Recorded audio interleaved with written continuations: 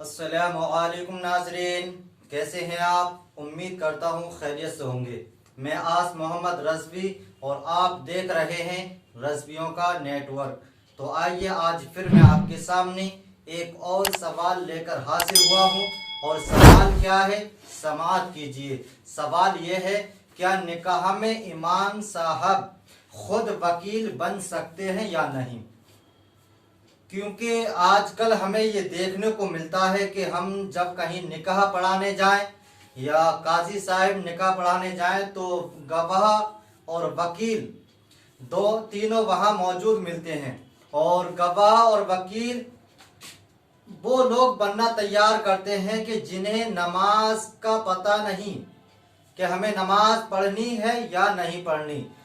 गवाह वो लोग बनते हैं कि जिनके चेहरों पर नबी करीम सल्लल्लाहु ताला अलैहि वसल्लम के प्यारी सुन्नत यानी दाढ़ी मुबारक नहीं होती है, वो लोग गवाही देने के लिए तैयार होते हैं।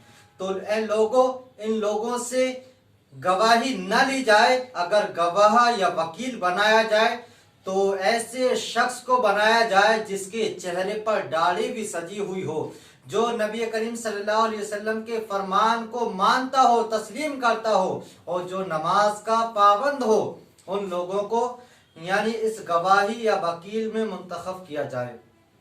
तो आइए इसका जवाब दे देता हूं। जवाब यह है, निकाह में गवाह तो होंगे ही, क्योंकि निकाह के गवाहों का होना शर्त है। अलबत्ता कासी या इमाम साहिब वगैरह खुद हो, खुद वकालत करें और निकाह पढ़ाएं। अलग से वकील बनाना सरासर गलत है। इस तरीके से निकाह पढ़ाया तो निकाह तो हो जाएगा, लेकिन फजूली होगा, यानी खिलाफे तरीक़े असलाफ व फ्यूज़ बरक़ात से खाली होगा। ऐसे निकाह में बरकतें नहीं होती।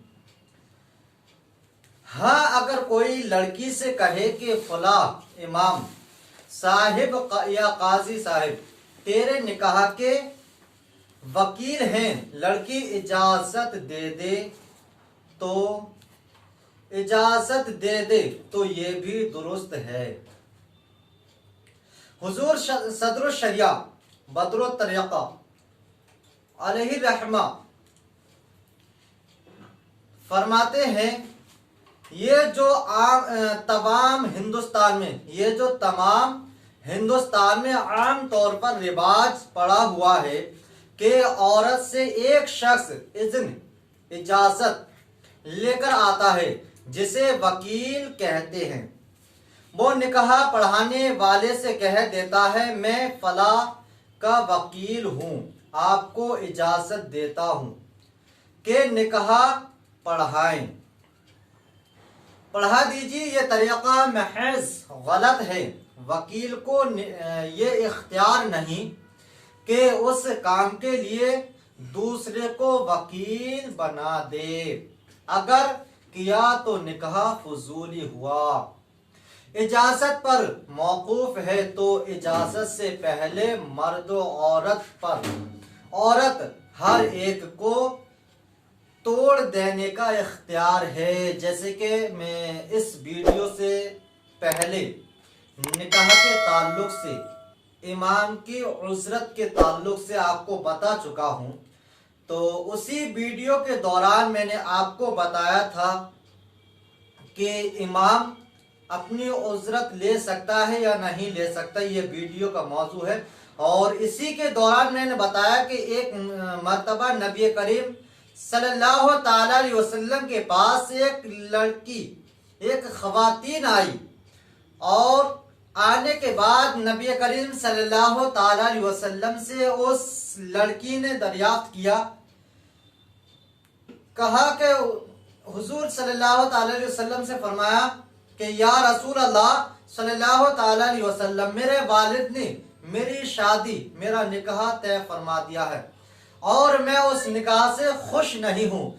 तो फिर अल्लाह के नबी सल्लल्लाहु ताला अलैहि वसल्लम ने इरशाद फरमाया और उस लड़की को ये इख्तियार दिया कि तू चाहे तो इस निकाह को बरकरार रखे, अपना ले, और तू चाहे तो इस निकाह को तोड़ दे। तो अल्लाह के नबी सल्लल्लाहु अलैहि वसल्लम ने ये यानी उस लड़की को इख्तियार दिया। अब उसकी मर्जी रही लड़की की, चाहे तो वो उस निकाह को तोड़ दे, चाहे तो उस निकाह को अपना ले। तो अब मैं यही कहूँगा कि जिस तरीके से आम तौर पर हम वकील और गवाह चुनते हैं, तो गवाहों का होना तो शर्त है, लेकिन वकील वही बने जो काजी निकाह पढ़ाने के लिए आया है। इससे बेहतर तरीका कोई और नहीं होगा, क्योंकि काजी जब वकील बनेगा और वकील पढ़ा लिखा होना चाहिए, बासलाहियत होना चाहिए, ताकि इससे पता चले कि वकालत वो दुरुस्त कर सके। और हम जिस तरीके से वकील बना लेते हैं ये सरासर गलत है। तो इस तरीके से हमें वकील नहीं बनाने चाहिए। उम्मीद करता हूं कि आप इस मसले को बहुत अच्छी तरीके से समझ गए होंगे, और समझ गए हैं तो कमेंट में जाकर मुझे बताएं आप किस तरीके से इस मसले को समझे हैं, और नहीं समझे हैं तब भी मुझे कमेंट करके बताएं, ताकि मैं दोबारा इस मसले पर रोशनी डालने की कोशिश करूं। वस्सलाम व रहमतुल्लाहि ताला व बरकातहू।